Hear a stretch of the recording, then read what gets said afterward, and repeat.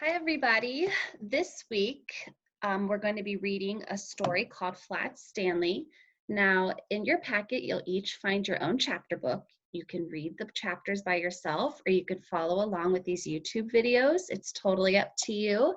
What you're going to do is you're going to read all 5 chapters. Each one will be spread out through the week, and you're going to have to answer questions in a packet that you're going to get. So each chapter has a set of questions, maybe 5 or 6 questions. And there's one last page of the packet that you're getting. And on the last page, there's questions for the whole book.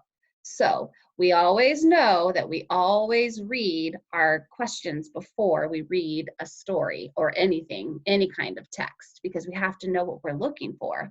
What exactly do they want us to know? So that way we have our ears and our mind open and looking for the answer, okay? So let's go ahead and we'll look at the questions. I'm going to share my screen here.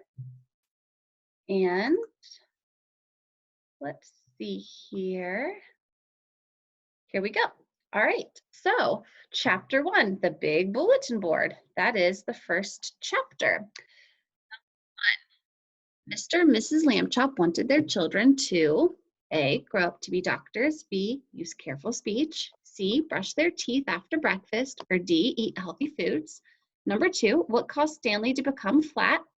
A witch cast a spell on him, B, a steamroller rolled over him, C, he fell out of bed, D, a bulletin board fell on him.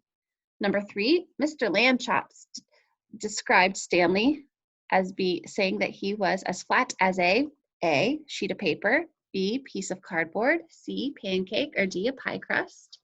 Number 4, what did Mr. and Mrs. Lambchop do when they discovered that Stanley was flat? A, tried to blow him up, B, took him to the doctor, or C, called the ambulance. Number 5, Stanley was 4 feet tall, about a foot wide, and how thick? Was it 4 inches, half an inch, or 1 foot? And the last questions for chapter 1 is the main idea of this chapter. Now remember, main idea is the whole point. What is the chapter trying to tell you? Is it A, Mr. and Mrs. Lambchop were in favor of politeness and careful speech?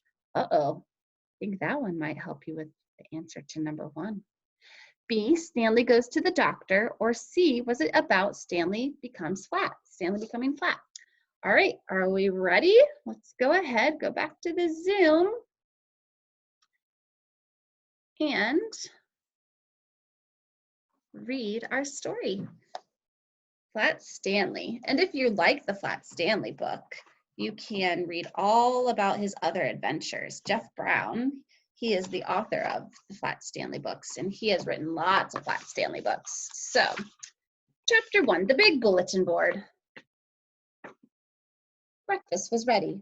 I'll go wake the boys, Mrs. Lambchop said to her husband, George Lambchop.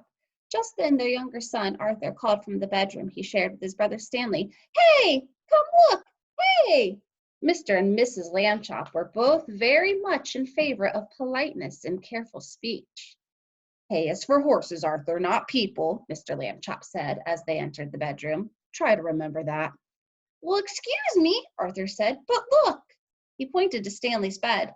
Across it lay the enormous bulletin board that Mr. Lambchop had given the boys a Christmas ago so that they could pin up pictures and messages and maps. It had fallen during the night on top of Stanley, but Stanley was not hurt. In fact, he would still have been sleeping if it not have been woken by his brother's shouts. And there he is, Stanley, flattened out by the bulletin board. What's going on here? He called out cheerfully from beneath the enormous board. Mr. and Mrs. Lambchop hurried to lift it from the bed. Heavens, said Mrs. Lambchop. Gosh, said Arthur, Stanley's flat. As a pancake, said Mr. Lambchop. Darndest thing I've ever seen. Let's all have breakfast, Mrs. Lambchop said. Then Stanley and I will go to see Dr. Dan and hear what he has to say. In his office, Dr. Dan examined Stanley all over. How do you feel? He asked. Does it hurt very much?